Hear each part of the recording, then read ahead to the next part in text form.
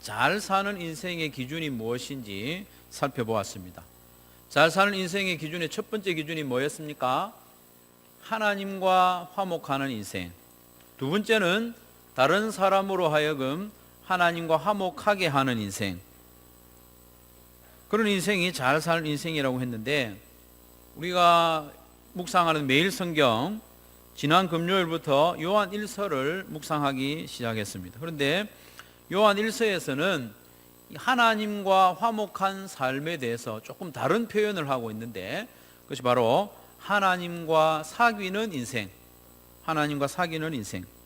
하나님과 우리가 사귄다 그래요. 너무나도 감사하고 영광스러운 말씀이라 이번 주일에 다시 한번 살펴보기를 원합니다. 드라마를 볼 때에 남녀 주인공이 사이가 조금 좋아지고 나면 누군가 이렇게 이야기하죠. 너 나랑 사귈래? 이런 이야기를 하면 일이 이제 시작되는 거죠. 너 나랑 사귈래? 나 너 사귀고 싶다. 이런 이야기를 합니다. 이런 이야기가 시작되면 이제 분위기가 이제 고조되면서 재미있어지는 거죠. 저도 그런 날이 있었습니다. 1997년 5월에 어느 눈부신 날 기억합니다. 26 꽃다운 아가씨에게 너 나랑 사귈래? 이렇게 나랑 사귀자 이렇게 이야기를 했습니다. 그 아가씨는 얼떨결에 오케이 하고 지금까지 21년 동안 계속 사귀고 있습니다. 얼마나 좋은지 모릅니다. 오늘 본문에는 우리의 마음을 설레게 하는 이 사귐이라는 단어가 반복해서 나오고 있습니다. 계속 나오고 있어요. 중요한 말씀이거든요. 오늘 본문에서뿐만 아니라 요한 1서 전체에서도 이 하나님과의 사귐, 사귐이라는 이 단어가 중심 주제입니다.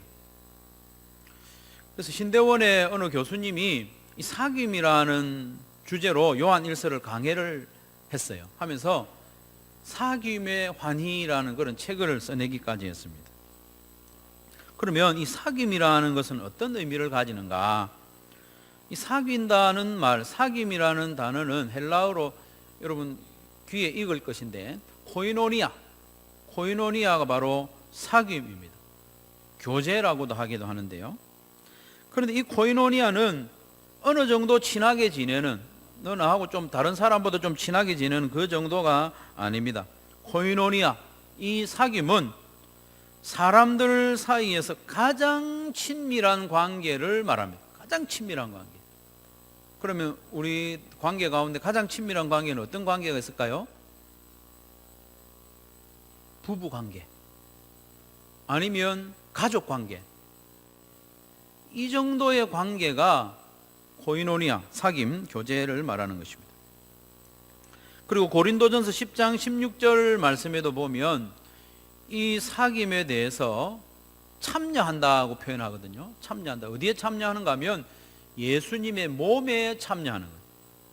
예수님이 십자가에 찢어지신 그 몸, 그 몸을 상징하는 떡을 받아 먹는 거 있죠.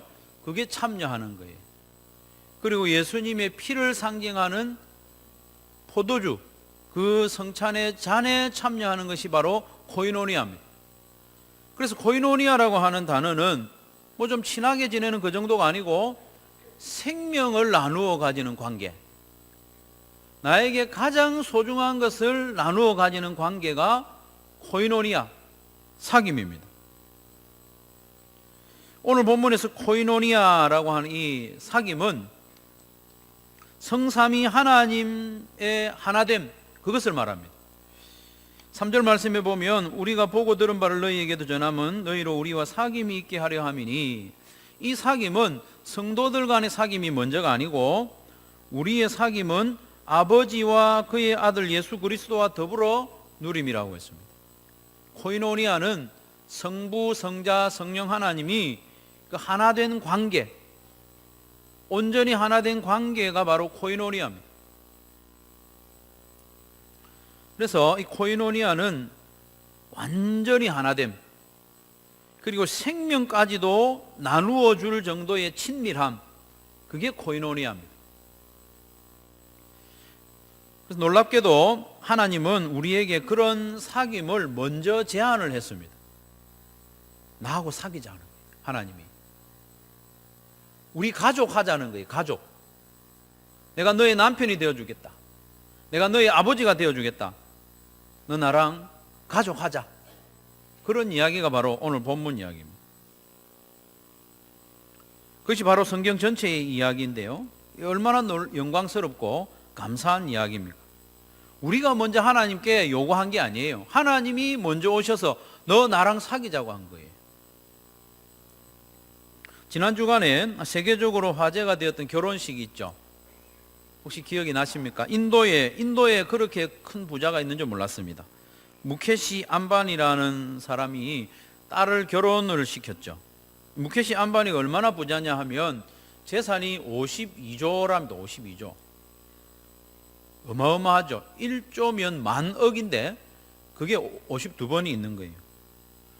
이 사람이 사는 집이라고 할 수 없고 저택이라고 하죠.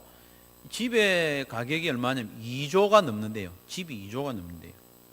그래서 4명인가 그 집에 사는데 그 직원이 500명이 넘는데요. 어마어마한 집이죠. 이 딸을 결혼시킬 때도 돈을 좀 썼어요. 얼마나 썼는가 하면 1,100억을 썼대요. 1,100억.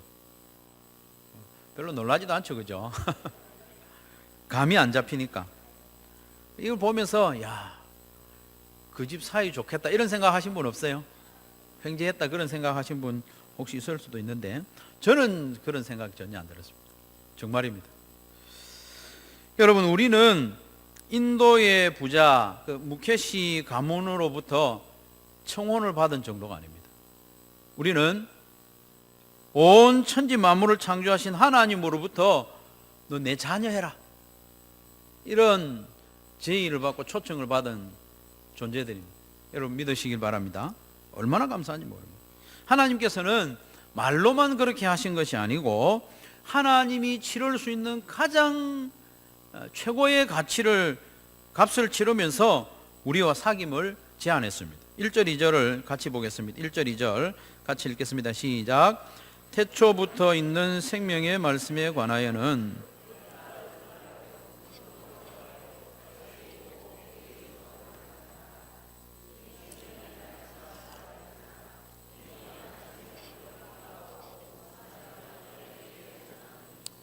이는 아버지와 함께 계시다가 우리에게 나타내신 바 된 이시니라. 아버지와 함께 계시다가 우리에게 나타내신 바 된 분이 누구예요? 바로 예수님입니다. 요한복음 1장 1절에서부터도요 태초에 말씀이 계시니라. 이는 하나님과 함께 계신 하나님의 아들이라고 말씀합니다. 하나님께서는 하나님의 아들 예수님을 이 땅에 사람으로 보내시기까지 하면서 우리에게 제안한 거예요. 그 예수님을 십자가에 못 박아 죽이시면서까지 우리에게 제안한 겁니다. 너 나하고 가족하자. 내 너 아버지 되어줄게. 앞에서 말씀드린 고린도전서 10장 16절 말씀대로라면 하나님과 우리의 사귐은 예수님의 피와 살을 대가로 한 것입니다. 우리에게 있는 죄가 너무 심각하기 때문에 이 죄를 가지고 하나님과 사귈 수 없는 거예요. 그래서 먼저 하나님은 우리의 죄를 해결하기 위해서 죄 없는 예수님을 사람으로 나게 하시고 그 예수님을 십자가에 못 박아서 우리의 죄를 먼저 해결하신 거예요. 그렇게 하면서 우리를 하나님 가까이로 초대한 겁니다. 하나님의 자녀로. 그렇게 하나님과 우리의 사귐은 본격적으로 시작되었습니다. 하나님과 우리의 사귐은 태초에 있는 그 생명의 말씀, 예수님의 그 십자가 죽음으로 말미암아 시작된 것입니다. 그런데 그렇게 시작된 하나님과의 사귐이 우리로서는 늘 행복한 것만은 아니에요. 하나님과 사귀는데 그 사귐이 기쁘지만은 않다는 것입니다. 이게 우리 현실입니다.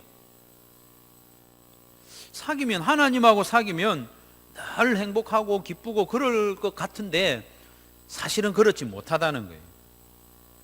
왜 그렇습니까? 우리가 하나님과 영 딴판으로 사는 그런 삶의 현실이 있기 때문에 그래요. 그래서 오늘 본문 말씀에 보면 하나님과의 사귐이 우리의 기쁨이 되기를 원한다. 하나님과 사귀면서 우리의 기쁨이 충만하게 되기를 원한다. 그렇게 이야기하고 있습니다. 하나님과 사귀게 된 이 관계 자체가 우리에게 늘 기쁨이 되지 못하기 때문에. 그래서 어거스틴은 요한 1서를 강해하면서 어떻게 하면 하나님과의 사귐이 기쁨이 될 수 있을까? 그걸 가르쳐 줍니다. 그 답이 뭐냐 하면 바로 하나님을 닮아가는 인생입니다. 여러분, 잘 사는 인생은 무케시처럼 집에 52조 쌓아놓고 있는 그런 인생이 아니고 하나님을 닮아가는 인생입니다. 하나님을 닮아가는 인생. 하나님과 사귀면서 하나님과 영 딴판으로 살아가는 사람은 하나님과의 사귐이 부담스러울 때가 많습니다. 하나님의 자녀가 된 이후에도 여전히 우리가 예전의 죄된 삶을 버리지 못하고 있다면 하나님 아버지와 사귀는 삶이 행복할까요? 부담스럽습니다. 하나님이 처음 사람을 지으실 때 하나님이 형상대로 지으셨다는 것은 하나님 가까이 와서 교제해도 부담스럽지 않은 존재로 만들었다는 것입니다. 아직 하나님과 사귀는 것이 부담스러운 분도 있을 거예요. 부담스러운 분도 있을 거예요. 하나님께 좀 더 가까이 나가는 것이 부담스러운 분도 있을 거예요. 하나님과 적당한 거리를 유지하면서 그렇다고 완전히 떨어지지도 않고 적당히 거리를 유지하면서 살아가는 것이 오히려 마음이 좀 편한 분들도 있을 거예요. 그렇다고 평생 그렇게 살 수는 없지 않습니까? 성도인 듯이 또 성도 아닌 듯이 내가 구원은 확실히 받은 것 같은데 사람들이 나를 볼 때 성도답지 않은 모습, 그리고 적당히 세상에서 즐기면서 하나님과 적당히 거리를 유지하면서 그렇게 사는 게 오히려 편한 분들이 있습니다. 그러나 계속 그렇게 살 수는 없지 않습니까? 속히 결단을 하고 하나님을 닮아가는 방향으로 나아가야 됩니다. 점점 하나님을 닮아갈 때에 하나님과 사귀는 것이 행복이 되고 기쁨이 됩니다. 하나님을 닮아가는 두 가지 모습이 있는데 요한 1서에서는 두 가지를 이야기합니다. 첫 번째로는 빛이신 하나님을 닮아가는 것, 두 번째로는 사랑이신 하나님을 닮아가는 것입니다. 5절을 같이 보겠습니다. 5절, 우리가 그에게서 듣고 너희에게 전하는 소식은 이것이니 곧 하나님은 빛이시라 그에게는 어둠이 조금도 없으시다는 것이니라. 아멘. 하나님은 빛이십니다. 이걸 아주 강조하고 있죠. 하나님은 빛이시라. 그렇게 긍정문을 사용한 후에 이어서 부정문을 사용합니다. 그에게는 어둠이 조금도 없으시는 분, 완전한 빛이시라는 거예요. 하나님은 빛이시라는 이 말씀은 하나님은 온전히 거룩하신 분이라는 거예요. 그에게는 거짓이 하나도 없고 어둠이 없고 온전한 진리, 참, 그분이 바로 하나님이시라는 거죠. 그래서 우리가 빛이신 하나님과 가까이 하고 사귀면서 그 사귐이 기쁨이 되려면 우리도 빛 가운데서 행해야 하지 않습니까? 이것이 마땅한 이치입니다. 빛이신 하나님과 사귀면서 나는 어두움 가운데 거한다? 이상한 것이고 불편한 것입니다. 법을 어기지 않으면 경찰이 가까이 와도 두렵지 않죠. 근데 교통법규를 잘 지켜도 경찰차가 지나가면 괜히 좀 그렇죠. 여러분, 법을 잘 지키는 사람은 경찰이 가까이 많이 있으면 있을수록 좋습니다. 안전해지죠. 경찰이 무섭지 않습니다. 그런데 내가 뭔가 법을 어기면 경찰이 저 멀리서 조금씩 다가올 때에 피하고 싶은 거죠. 자기를 잡으러 오는 것도 아닌데 괜히 피하고 싶어지는 거예요. 하나님과 우리의 관계도 마찬가지입니다. 하나님은 빛이십니다. 그렇기 때문에 우리도 빛 가운데 거하고 행할 때에 하나님과 사귀는 것이 기쁨이 될 수 있습니다. 하나님의 자녀가 된 우리는 관계적으로 이미 하나님과 가까워졌습니다. 이미 가까워졌어요. 하나님과 뗄래야 뗄 수 없는 관계가 되었습니다. 하나님의 자녀가 되었고 예수님의 거룩한 신부가 되었고 성령이 거하시는 성전이 되었습니다. 그런데 우리의 삶이 여전히 어두움을 좋아하고 거짓을 좋아한다면 하나님과 가까이 있는 그게 우리에게 오히려 불편함이 되는 것입니다. 하나님의 자녀가 되었으니 빛이신 하나님을 닮아서 하나님과 가까이 지내는 것이 우리 모두에게 기쁨이 되기를 주님의 이름으로 축원합니다. 하나님 가까이 하는 것이 기쁨이 되어야 합니다. 하나님께 한 발 더 다가가는 것이 나에게 짐이 되고 부담이 되면 그게 좀 뭔가 잘못된 것 아니겠습니까? 몇십 년 전만 해도 미국으로 이민 가는 것이 꿈인 때가 있었습니다. 우리 다 그런 건 아니지만 미국을 약속의 땅이라고 해가지고 거기 가면 행복한 삶을 살 수 있을 것 같다. 그래서 많은 분들이 모든 재산을 팔아서 미국으로 이민을 갔습니다. 그런데 막상 미국으로 이민을 갔는데도 만족하지 못하고 행복한 삶을 살지 못하는 분들이 적지 않다고 그래요. 미국에 가서 살면 행복할 줄 알아서 갔는데 여전히 행복하지 못하다는 거죠. 그런 분들의 공통점이 있다고 합니다. 어떤 공통점이 있는가 하면 미국에 이민을 갔으면서도 미국식으로 살지 않고 여전히 한국식으로 사는 사람, 행복하지 않다고 그래요. 미국으로 이민을 갔으면 빨리 미국 사람이 되어야 합니다. 음식도 미국 음식으로 빨리 바꿔야 됩니다. 자꾸 한국 음식 생각하고 청국장 끓여 먹고 직장 갈 때도 뭐 김치나 이런 반찬 사가지고 냄새 난다고 주차장에서 숨어서 먹고 이렇게 하면 행복하지가 않습니다. 언어도 빨리 미국 말로 바꿔야 됩니다.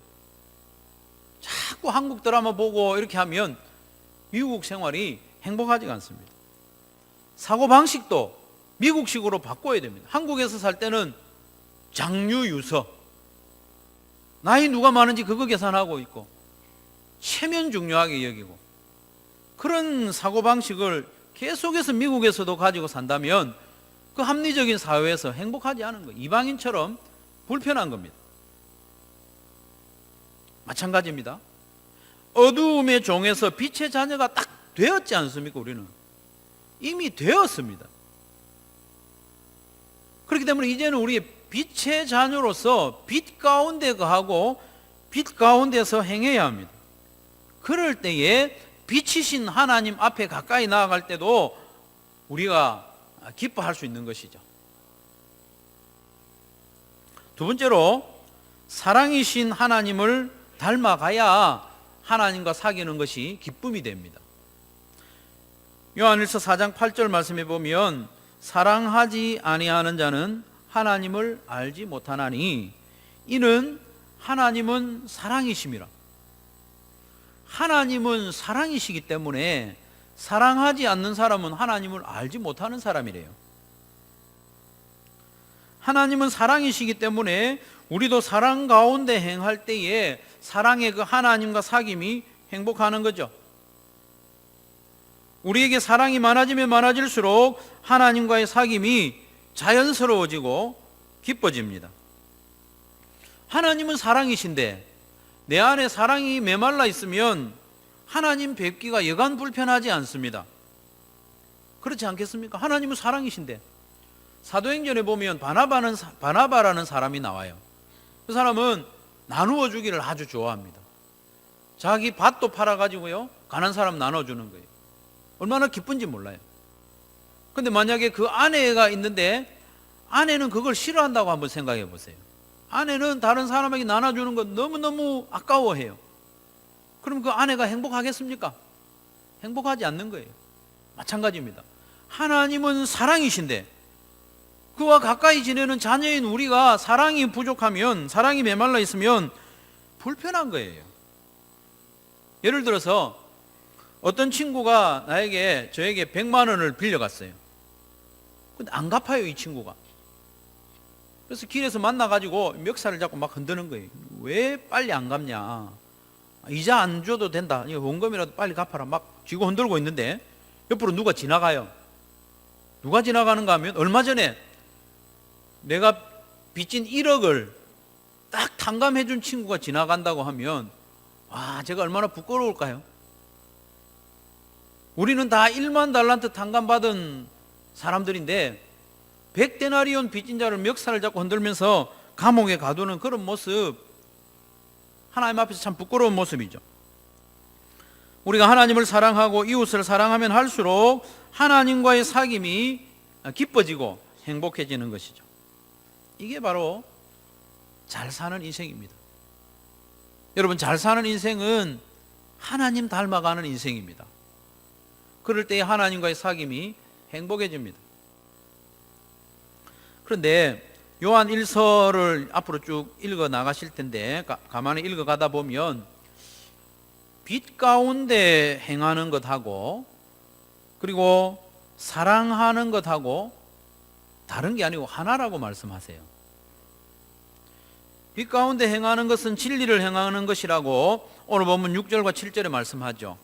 빛 가운데 행하는 것은 바로 진리를 행하는 것이고 계명을 따라 살아가는 것이라고 했습니다. 그 계명을 지키는 것이 진리를 행하는 것이라고 2장 4절에서 다시 말씀하고요. 2장 10절 말씀에 보면 사랑하는 자가 빛 가운데 거하는 것이라고 했습니다. 2장 10절과 11절 같이 한번 읽겠습니다. 2장 10절 11절 시작.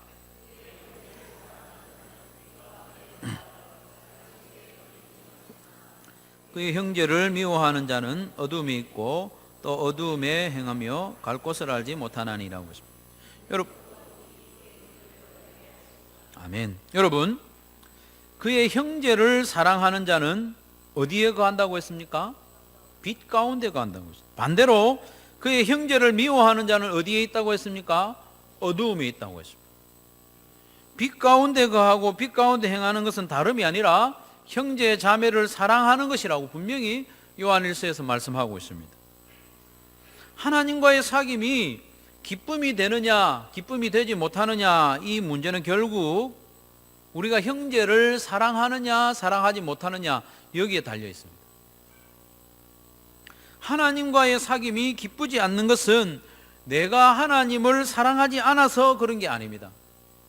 하나님이 싫어서 그런 게 아닙니다. 하나님이 사랑하시는 우리 주변의 형제들을 내가 사랑하지 못하기 때문에 하나님과의 사귐이 기쁘지 못한 겁니다.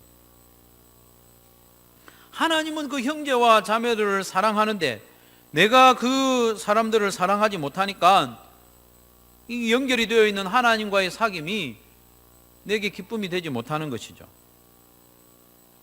우리가 서로 사랑하면 하나님이 우리 안에 거하시고 그 사귐이 기쁨이 된다고 했습니다. 요한 1서 3장 23절 24절에 보면 그의 계명은 이것이니 곧 그 아들 예수 그리스도의 이름을 믿고 그가 우리에게 주신 계명대로 서로 사랑할 것이니라.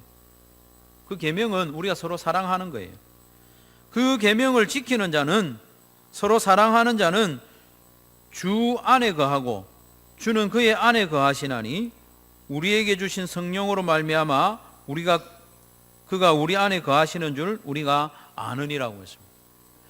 우리가 서로 사랑할 때에 주님께서 우리 안에 거하십니다. 우리는 또 주님 안에 거하게 되는, 이게 사귐인데 사랑으로 인하여 그게 가능한 거죠. 우리가 서로 사랑하면 성삼위 하나님이 우리 안에 거하시고 우리가 성삼위 하나님 안에 거하는 것을 알게 된다고 했습니다. 알게 된다. 여기서 알게 된다고 하는 것은 지식적으로 아는 것이 아니고 경험적으로 알게 되는 거예요. 우리가 서로 사랑하면 하나님이 나를 얼마나 사랑하시는지 경험적으로 알게 되는 겁니다. 경험적으로. 아이를 낳아서 키워보면 부모님이 나를 위해서 얼마나 수고했는지를 알게 되는 거죠. 어릴 때도 어버이날 되면 부모님께 감사하고 아는 것 같아요. 그렇지만 본인이 직접 결혼을 해서 가정을 꾸리고 살아가다 보면 부모님이 얼마나 수고하셨는지, 우리를 얼마나 사랑하셨는지 경험적으로 알게 된다는 겁니다. 마찬가지로 우리가 서로 사랑하면 하나님을 제대로 알게 된다는 것입니다. 하나님을 제대로 알게 될 때에 하나님과의 사귐이 기쁨이 되고 행복이 되는 겁니다. 하나님을 만나고 하나님과 사귀는 것이 기쁘지 않는 것은 하나님을 사랑하지 않아서가 아니라고 했습니다. 하나님이 사랑하시는 그 형제 자매들을 사랑하지 못하기 때문입니다. 우리가 서로 사랑하는 것은 선택사항이 아니고 마땅한 일이라고 했습니다. 요한 1서 4장 11절에 보면 사랑하는 자들아 하나님이 이같이 우리를 사랑하셨은즉 우리도 서로 사랑하는 것이 마땅하도다. 이웃을 사랑하고 형제 자매를 사랑하는 삶은 마땅한 것입니다. 그 마땅한 삶 가운데 하나님과의 사귐이 점점 기쁨으로 우리에게 다가오는 것이죠. 성도 여러분, 그런데 사랑이 뭔지 좀 알아야 됩니다. 사랑이 뭐냐고 그 이야기는 아닙니다. 사랑이 뭔지 알아야 우리가 사랑할 수 있습니다. 우리는 사랑에 대해서 다른 쪽으로 이해하고 있기 때문에 자꾸 그쪽으로 가는 거죠. 사랑은 감정이 아니고 의지입니다. 의지. 사랑은 감정이 아니에요. 내 마음 끌리는 것이 사랑이 아닙니다. 사랑은 오래 참는 것이라고 하죠. 사랑은 뭐라고요? 오래 참는 게 사랑입니다. 사랑은 온유한 게 사랑입니다. 고린도전서 13장 4절에서 7절 말씀 우리 같이 한번 읽겠습니다. 또박또박 읽겠습니다. 시작. 사랑은 오래 참고 사랑은 온유하며 시기하지 아니하며 사랑은 자랑하지 아니하며 교만하지 아니하며 무례히 행하지 아니하며 자기의 유익을 구하지 아니하며 성내지 아니하며 악한 것을 생각하지 아니하며 불의를 기뻐하지 아니하며 진리와 함께 기뻐하고 모든 것을 참으며 모든 것을 믿으며 모든 것을 바라며 모든 것을 견디느니라. 아멘. 여러분, 사랑은 참는 겁니다. 고린도전서에서 강조하는 게 참는 거예요. 사랑에 대해서 설명하면서 사랑은 오래 참고로 시작해서 끝에 사랑은 모든 것을 견디느니라고 했습니다. 여러분, 견디는 것이 사랑입니다. 견디는 것이 사랑입니다. 무례히 행하지 않는 것이 사랑입니다. 참는 것이 사랑입니다. 믿어주는 것이 사랑입니다. 도저히 믿을 만하지 못한 사람, 믿어주는 것이 사랑입니다. 그런데 여러분, 우리는 이런 사랑을, 오래 참는 사랑을, 끝까지 견디는 사랑을 어디서 연습할 수 있겠습니까? 어디서 연습할 수 있겠습니까? 집에서 할 수 있습니다. 집에서 할 수 있습니다. 그리고 어디서 할 수 있습니까? 목장에서 할 수 있습니다.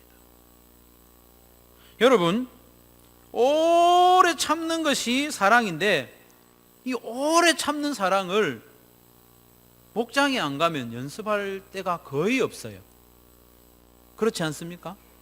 주일날 우리가 연합으로 모여서 예배드리는 이 주일 예배, 이 정도의 자리에서 오래 참는 사랑은 연습하기가 어렵습니다. 꼴보기 싫은 사람이 있을 수 있죠. 그 사람이 이쪽에 앉아서 예배를 드리면 나는 저쪽에 가서 예배를 드리면 됩니다. 내 마음에 부담 없이. 식당에서 밥을 먹을 때도 피해서 먹어버리면 됩니다. 그러나 목장 안에서는 다르죠. 참아야 됩니다. 잘난 척하고 있는 거 보고 앉아 있어야 됩니다. 나하고 스타일이 완전히 다른 그런 사람 같이 앉아서 밥을 먹어야 됩니다. 참아야 됩니다. 견뎌야 되는 거죠. 잘난 척하는 사람. 그렇게 하면서 우리가 뭘 알게 되는가 하면 하나님의 사랑을 알게 되는 거죠. 하나님이 나를 이렇게 참아주셨구나. 꼴 보기 싫었을 텐데 내가 자꾸 하나님께 등지고 원수 같은 짓을 하고 말 안 듣는 나를 이렇게 참아주셨구나. 하나님의 사랑을 알게 되는 것이죠. 그럴 때에 하나님과의 사귐이 기쁨이 되는 겁니다. 우리가 멀찌감치서 좋은 말을 해주고 또 늘 근사한 모습 보여주고 젠틀한 모습 보여주고 그렇게 가끔 도와주는 그런 정도로는 진정한 사귐이 될 수 없습니다. 오래 참는 사랑의 연습이 안 되는 거죠. 부끄러운 모습 볼 때도 있고 보여줄 때도 있고 실망스러운 모습, 얄미운 모습 다 드러나야 가족이 되어가는 거죠. 그래야 진정으로 사귐이 되고 사랑할 수 있게 되는 겁니다. 사랑은 오래 참는 것이라고 했는데 그 참는 사랑의 연습은 할 만한 데가 별로 없어요. 우리가 신앙생활 10년, 20년 해도 믿음이 잘 자라지 않고 성숙되지 않는 이유 중에 중요한 것이 뭐냐? 말씀을 많이 못 들어서 그런 것도 아니고 연습할 때가 별로 없어서 그런 거예요. 사랑을 연습할 그런 공동체가, 가족 공동체, 목장 공동체가 없어서 잘 못 자라는 거예요. 요한일서 3장 16절에 18절 말씀에 보면 그가 우리를 위하여 목숨을 버리셨으니 우리가 이로써 사랑을 알고 우리도 형제들을 위하여 목숨을 버리는 것이 마땅하니라. 우리의 사랑은 이 정도까지 가야 됩니다. 목숨을 버리기까지. 목숨을 버린다는 것은 내가 죽는다는 것 아닙니까? 내 자존심 내려놓고 내 할 말 참고 그런 게 죽는 거죠. 목장에서 그걸 할 수 있습니다. 누가 이 세상의 재물을 가지고 형제의 궁핍함을 보고도 도와줄 마음을 닫으면 하나님의 사랑이 어찌 그 속에 거하겠느냐. 자녀들아, 우리가 말과 혀로만 사랑하지 말고 행함과 진실함으로 사랑하자. 말과 혀로만 사랑하지 않고 행함과 진실함으로 사랑할 수 있는 공간이, 장이 어디입니까? 목장 외에 별다른 대안이 없습니다. 거기서 행함과 진실함으로 사랑하는 연습을 자꾸 할 때에 우리는 하나님을 닮아갈 수 있습니다. 그게 잘 사는 인생입니다. 그런 연습을 통해서 점점 더 큰 것을 내어놓으면서 사랑을 할 수 있는 거죠. 목숨을 내어놓으면서까지. 그렇게 연습할 때에 미운 사람까지 사랑할 수가 있게 되는 것입니다. 사랑하는 성도 여러분, 저를 포함해서 우리 모든 성도들 정말 잘 살았으면 좋겠어요. 잘 살았으면 좋겠어요. 그 잘 사는 인생은 하나님과 화목한 인생인데 하나님과 사귀면서 그 사귐이 기쁨이 되는 인생이 잘 사는 인생입니다. 하나님과 사귀고 또 하나님 앞에 예배드리고 이런 것들이 기쁨이 되지 못하고 의무감이 되어가지고 억지로 한다면 그건 잘 사는 인생이 아니지 않습니까? 하나님 앞에 나오고 하나님을 만나고 하나님과 사귀는 이것이 참 기쁨이 되려면 우리가 하나님 닮아가야 됩니다. 빛이신 하나님을 닮아가요. 빛 가운데 행해야 됩니다. 우리가 누가 보든지 거리낌 없는 그런 부끄러움 없는 삶을 살려고 애를 써야 됩니다. 그리고 무엇보다도 사랑이신 하나님을 닮아가야 됩니다. 하나님을 닮아가는 사랑, 오래 참는 사랑, 목숨을 내어주는 사랑, 그것을 아름다운 목장에서 계속 연습하시기 바랍니다. 그러면 잘 살 수 있습니다. 내가 잘할 수 있습니다. 성숙할 수 있습니다. 하나님을 닮아갈 수 있습니다. 점점 더 사랑하기 힘든 이들까지 사랑하는 저와 여러분 되기를 바랍니다. 점점 더 소중한 것을 내어주기까지 사랑하는 저와 여러분 되시기를 바랍니다. 그래서 나와 같은 죄인, 원수를 위해서 독생자를 내어주신 하나님을 닮아감으로 그 하나님과의 만남, 하나님과의 모든 사귐이 기쁨이 되고 행복이 되는 잘 사는 인생 되시기를 주님의 이름으로 축원합니다.